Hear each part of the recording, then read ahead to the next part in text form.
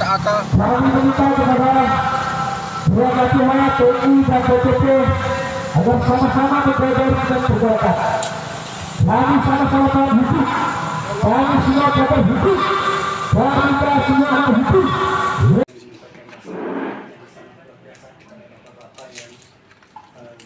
OPD yang hadir pada hari ini menyebut kami. Terus terang ini adalah satu kehormatan yang fardu ain itu kami junjung tinggi sebagai satu nilai etika, dan inilah yang sebenarnya diharapkan, ada ruang nilai etika antara kami dengan masyarakat dan pemerintah daerah. Izinkan kami perkenalkan diri. Saya sendiri Herudin Satban, saya Ketua Umum di Advokasi Sosial Nusantara. Kemudian saya mulai dari sini, ada saudara Ivan, dan kami semua ini tergabung dalam satu aliansi yang disebut dengan Aliansi Solidaritas Bangsa. Satu aliansi yang kami buat dalam rangka memberikan aspirasi. Di dalamnya terkumpul sejumlah ASN, kemudian ada mahasiswa dan ada teman-teman ormas. Harusnya yang hadir pada hari ini adalah teman-teman serikat gerak yang hadir, tapi karena satu dan lain hal, mungkin di kemudian hari akan bergabung dengan kami. Kami ingin berbicara yang pertama adalah view sebagai masyarakat Kabupaten Tanah. Betul-betul berbicara sebagai masyarakat yang mencintai dan merasa memiliki Kabupaten Tanah. Itu dulu yang ingin kemudian kami garis bawahi. Sehingga apa yang kami temukan di lapangan wajib dan penting untuk kemudian kami dialogkan dengan pemerintah daerah. Dalam rangka apa? Bukan dalam rangka menjustifikasi, bukan kemudian dalam rangka saling menjahati satu sama lain, tetapi dalam rangka bagaimana kemudian kami sebagai masyarakat berdialog bersama-sama dengan pemerintah untuk apa? Untuk mencari solusi terhadap satu persoalan yang ada.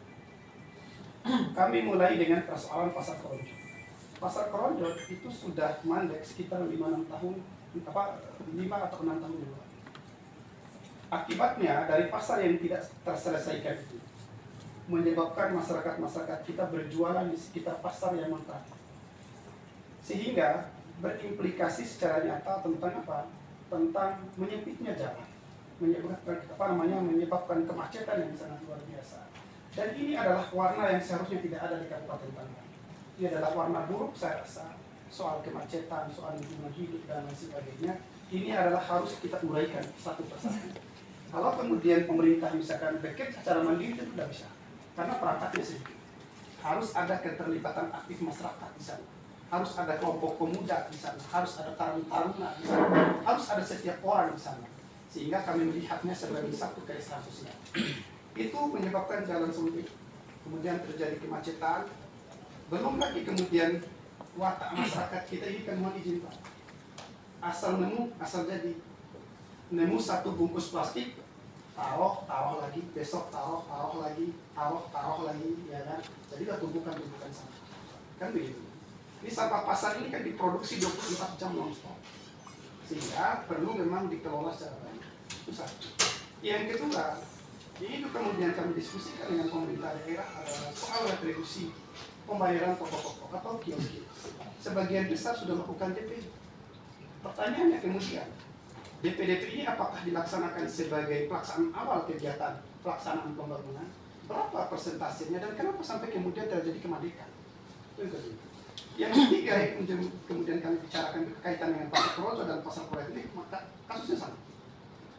Kaitan dengan pemilihan rekanan oleh Perumda Tirta Niaga Kertaraharja, Perumda Pasar Kabupaten Tanah. Pemilihan rekanan ini menurut saya ini tidak seperti main sulap. Bahkan main sulap pun dia ada sejumlah mekanisme yang harus dilakukan sehingga kemudian harmonisasi hasilnya itu dapat dilakukan. Apalagi ini adalah dalam taraf kebijakan. Saya rasa kebijakan-kebijakan yang diambil ini melalui mekanisme tertentu. Yang ingin kami diskusikan di sini adalah kami berprasangka baik dengan pemerintah daerah dalam pengertian dilakukan pemilihan sesuai mekanisme terhadap rekanan pelaksana ini. Tapi faktanya adalah mereka tidak mampu menyelesaikan apa yang mereka mulai. Bahkan ada selentingan nanti kalau udah jadi, pedagang nggak mau bayar. Atau ada juga selentingan, kami udah bayar, pelaksana nggak mau menyelesaikan. Terus problem ini mau diselesaikan sampai kapan? Uang masyarakat sudah masuk. Problem pasar kemudian bermunculan, ada premanisme di sana. ada penyempitan ruas jalan di sana, ada pengelolaan lingkungan hidup yang kurang baik. Karena apa? Ini bukan karena misalkan dinas lingkungan hidup tidak bekerja, bukan. Karena ini adalah persoalan masyarakat yang survive buat bertani, berdagang. Jadi kalau dia nunggu pasar ini jadi, nggak jual, mau makan dari mana? Kan itu maksudnya. Sehingga persoalan sampah, persoalan pasar ini harus diselesaikan. Cara penyelesaiannya kami dialog dengan pemerintah daerah. Ini kemudian kami curiga kepada pemerintah daerah didasarkan fakta tadi. Apa ini kalau nggak masuk sebagian? Kok ini tidak terselesaikan? Oh, kendalanya beberapa pedagang mundur, ya mundur karena ini 5-6 tahun bukan waktu yang sedikit. Kami nggak tahu kalau menurut pemerintah daerah mungkin berapa waktu yang belum terlalu lama.